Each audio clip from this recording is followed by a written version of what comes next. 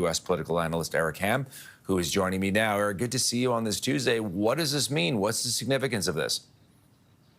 Well, these are basically dual investigations that we know are taking place both at the congressional level as well as the Justice Department level with the executive branch.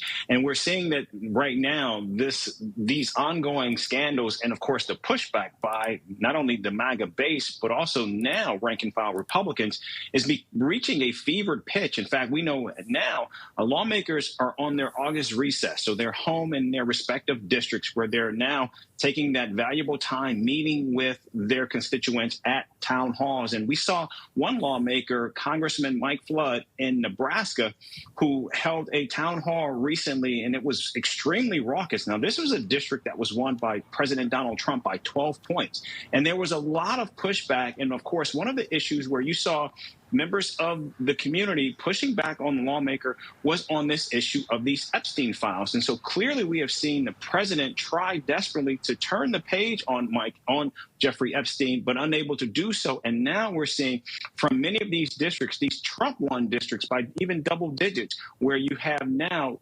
regular people who voted for the president, who voted for lawmakers, are now wanting answers. And so what we're seeing here is both sides of Washington are trying desperately to get these answers to assuage many of these people who want to see and know what happened with Jeffrey Epstein. Yeah, and then, of course, there's Ghislaine Maxwell, who was a close advisor and assistant to Jeffrey Epstein, currently in prison, scheduled to appear in the middle of August, but has now asked for immunity, clemency, other terms which have been denied. I'm curious how you think she might play into all of this.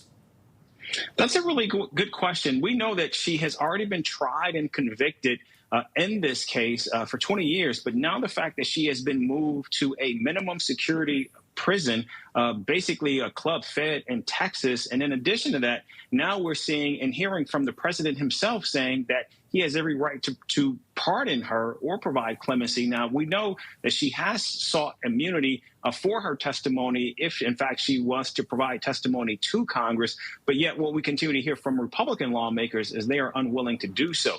Nevertheless, what we have seen is this is an issue, one of the rare instances where there has been bipartisan support from both Democrat and Republican lawmaker to actually pushing for more, not less, in terms of release as it relates to this Epstein saga.